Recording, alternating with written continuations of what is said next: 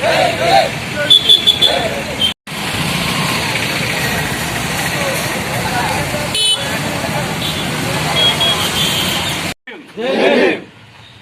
ST reservation వర్గీకరణపై supreme court ఇచ్చిన తీర్పుని వెంటనే రద్దు చేయాలి.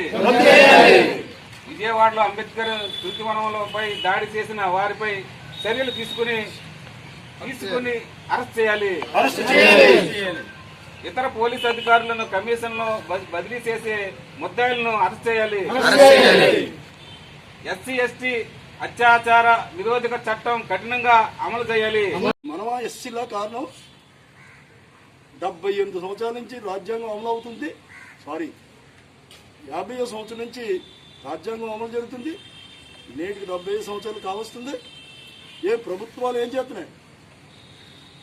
మట్టి పిసుక్కుండిపోలాగా నువ్వు చేసావు.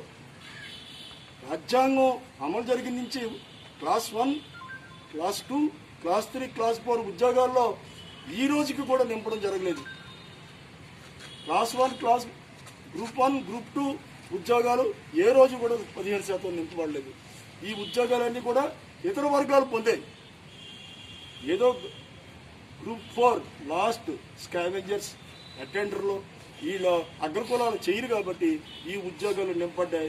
మిగతా గ్రూపులో అభ్యర్థులు లేదని అగ్రకులాల ఉద్యోగాలు ఇప్పటి వరకు పొందడం జరిగింది. ఏ విధంగా ఈ కులాలు మరి మాకు కుదిరిస్తే మా కులం డెవలప్ అవును కదా.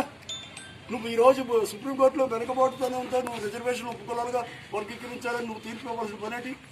నీ తండ్రి ఏమో సిజేఐ సుప్రీంకోర్టు తీర్పు అయ్యాడా, సుప్రీంకోర్టు జడ్జి అయ్యాడా, మళ్ళీ నువ్వు అయ్యావు. నీకు అక్కర్లేదా? నీకు క్రిమినల్ అయ్యారు. ఒకసారి ఉద్యోగం చేసేవాడు మళ్ళీ ఆ కుటుంబంలో రిజర్వేషన్ వద్దట. మరి చంద్రబాబు నాయుడు 4 సార్లు ముఖ్యమంత్రి ఎలాగేడు, రాజశేఖర రెడ్డి ముఖ్యమంత్రి ఎలాగేడు, జగన్మోహన్ రెడ్డి ముఖ్యమంత్రి అని మీ అగ్రకులాలకే ఉండక్కర్లేదు. మీరు ఎన్ని పదవులైనా పొందొచ్చు. ఇక్కడ విద్యా ఉద్యోగ రంగాల్లో పూర్తిగా నింపబడలేదు. ఎక్కడేసిన గొంగళ అక్కడే ఉంది, ఎక్కడ ప్రాంతం అక్కడే ఉంది.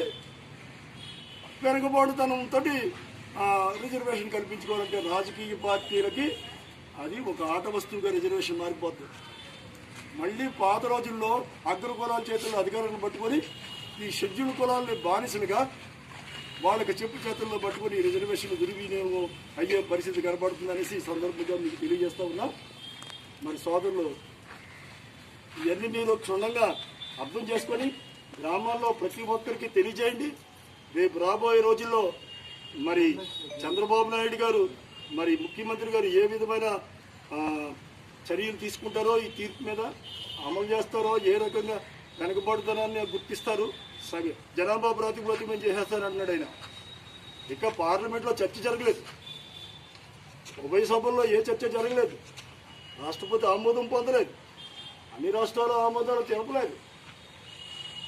సుప్రీంకోర్టు తనకు లేని అధికారాన్ని ఏ చట్టాలైనా పార్లమెంట్లో చట్టాలు జరగాలి, ఉభయ సభల్లో చట్టాలు జరగాలి, రాజ్యాంగానికి లోబడే తీర్పులు ఉండాలి. నీకు అక్కడ చట్టం లేదు, ఎక్కడ కూడా ఉపకులాలుగా వర్గీకరించండి రాజ్యాంగంలో ఎక్కడ చెప్పలేదు. 341 ఆర్టికల్ ఏ కులాన్నన్నా చేర్చుకోవడం కానీ తీసివేయడం కానీ తెలియజేస్తుంది తప్ప ఒకవేళ ఖచ్చితంగా ఈ వర్గీకరణని అమలు చేయాలంటే పార్లమెంట్లో ఖచ్చితంగా చర్చ జరగాలి. 341కి సవరణ జరగాలి. అన్ని రాష్ట్రాల ఆమోదం 3/4, 2/3 పార్లమెంట్ సభ్యులు ఆమోదం తెలిపితేనే కానీ, రాష్ట్రపతి ఆమోదం తెలిపితేనే కానీ చట్టం చెల్లదు. లేని అధికారాలను సుప్రీంకోర్టు తెచ్చుకొని ఈరోజు వెనకబడుతనం మీద మరి తీర్పు ఇవ్వడం మేము దాన్ని మానమహానాడుగా తీవ్రంగా వ్యతిరేకిస్తున్నాం. ఈరోజు ఆంధ్రప్రదేశ్ మానమహానుడు ఇది చీకటి రోజుగా ఈ స్వతంత్రాన్ని మేము బహిష్కరిస్తున్నాం. మా తరపున రిప్రజెంటేషన్ని ప్రభుత్వానికి పంపించవలసిందిగా పిఠాపురం తహసీల్దార్ కార్యాలయానికి వచ్చి మా నిరసనని తెలియజేస్తూ ఉన్నాం. మీరు ఈ 5 అంశాలను ఒక్కొక్కటి ప్రస్తావించండి. ఎవరు ప్రస్తావించండి? సత్యబాబు ఎవరైనా